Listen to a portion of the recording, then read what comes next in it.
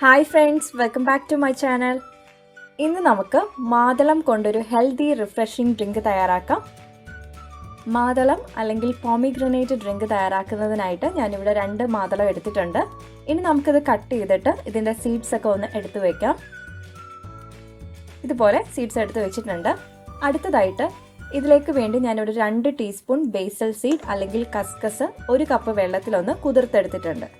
ഇതുപോലെ നന്നായി കുതിർന്ന് കഴിയുമ്പോൾ നമുക്ക് ഈ ഒരു ഡ്രിങ്ക് തയ്യാറാക്കാം.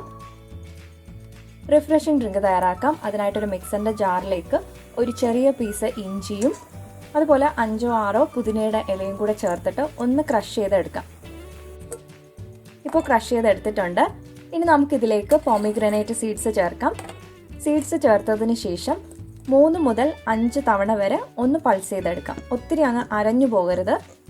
ഉള്ളിലുള്ള ആ വൈറ്റ് പാർട്ട് അരഞ്ഞു കഴിഞ്ഞാൽ ഈ ഒരു ജ്യൂസിന് അധികം കളർ കിട്ടത്തില്ല. ജസ്റ്റ് ഒന്ന് പൾസ് ചെയ്തതിന് ശേഷം ഇതിലേക്ക് നമുക്ക് 1 കപ്പ് തണുത്ത വെള്ളം ചേർക്കാം. തണുത്ത വെള്ളത്തിന് പകരം നമുക്ക് വേണമെങ്കിൽ സോഡ വാട്ടറും ചേർക്കാവുന്നതാണ്. ഇനി നമുക്കിതൊരു അരിപ്പയിലൂടെ അരിച്ചു മാറ്റാം.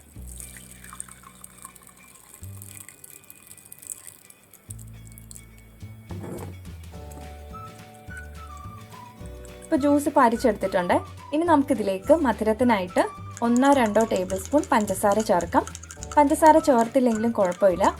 ഇനി നമുക്കിതൊരു ടോൾ ഗ്ലാസ്സിലേക്ക് സെർവ് ചെയ്യാം.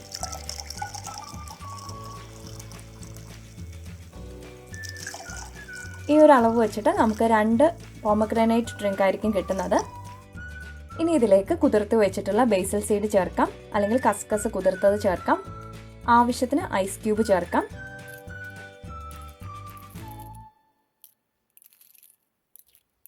ഫൈനലി മിൻറ്റ് ലീവ്സ് വെച്ചിട്ട് ഗാർണിഷ് ചെയ്യാം. അങ്ങനെ വളരെ ഹെൽത്തി ആയിട്ടുള്ള പോമിഗ്രാനേറ്റ് റിഫ്രഷിംഗ് ഡ്രിങ്ക് ഇവിടെ റെഡി ആയിട്ടുണ്ട്. അപ്പോൾ ട്രൈ ചെയ്ത് നോക്കാനും നിങ്ങളുടെ ഫീഡ്ബാക്ക് അറിയിക്കാനും മറക്കരുത്. വീഡിയോ ഇഷ്ടമായിട്ടുണ്ടെങ്കിൽ ലൈക്ക് ചെയ്യുക, ഷെയർ ചെയ്യുക, സബ്സ്ക്രൈബ് ചെയ്യുക. വീണ്ടും പുതിയ റെസിപ്പീസുമായിട്ട് കാണാം. Thank you for watching.